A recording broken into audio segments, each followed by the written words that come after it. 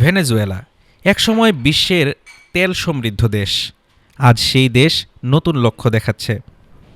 স্রেফ তেলের রিজার্ভ নয়, এবার উৎপাদন বৃদ্ধি ও বিনিয়োগের মাধ্যমে অর্থনৈতিক উন্নয়ন মূল উদ্দেশ্য।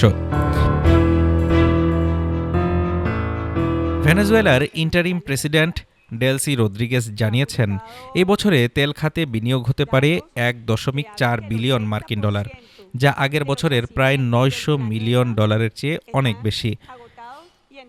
তিনি আরও বলেন, 108 বছর তেল শোষণের পরও আজ ভেনেজুয়েলা রেকর্ড করছে সর্বোচ্চ তেল রিজার্ভ। কিন্তু রদ্রিগেজের মূল লক্ষ্য শুধু সংরক্ষিত তেলের পরিমাণ নয়। তিনি চান দেশটি হয়ে উঠুক বিশ্বের জায়ান্ট উৎপাদক, যেমন রাশিয়া, যুক্তরাষ্ট্র ও সৌদি আরব। রদ্রিগেজ বলেছেন,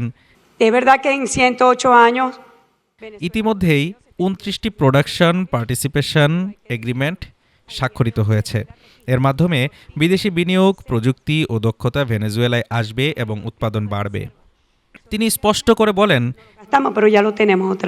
যে দেশ শুধু রিজার্ভের দিক দিয়ে বড় কিন্তু জনগণের উন্নয়ন করতে পারে না, যথেষ্ট হয়েছে। এবার উৎপাদন ও বিনিয়োগকে অগ্রাধিকার দিতে হবে। তবে এই পরিকল্পনার পথে রয়েছে চ্যালেঞ্জ। দীর্ঘদিনের অবকাঠামো নষ্ট, দুর্নীতি, আন্তর্জাতিক নিষেধাজ্ঞা এগুলো উৎপাদন লক্ষ্য পূরণে বাধা হয়ে দাঁড়িয়েছে। রদ্রিগেজ আরও জানিয়েছেন, ভেনেজুয়েলা কোনো বিদেশি শক্তির আদেশ মানে না। তাদের সরকার কেবল ভেনেজুয়েলান জনগণের প্রতি দায়বদ্ধ। তবে যুক্তরাষ্ট্রের সঙ্গে সম্পর্কের সম্ভাবনা সম্পূর্ণ বাতিল নয়, যদি তা আন্তর্জাতিক আইন, মানব মর্যাদা এবং দেশের ইতিহাসের প্রতি সম্মান প্রদর্শন করে। ভেনেজুয়েলা বিশ্বের সর্বাধিক তেল রিজার্ভের উপর দাঁড়িয়ে আছে। এবার বিলিয়ন ডলারের বিনিয়োগ ও উৎপাদন বৃদ্ধির পরিকল্পনা দেশটিকে বিশ্ব বাণিজ্যের নতুন শক্তিতে পরিণত করতে পারে। প্রশ্ন হলো, এই সম্ভাবনাকে কত দ্রুত বাস্তবে রূপান্তরিত করা সম্ভব হবে?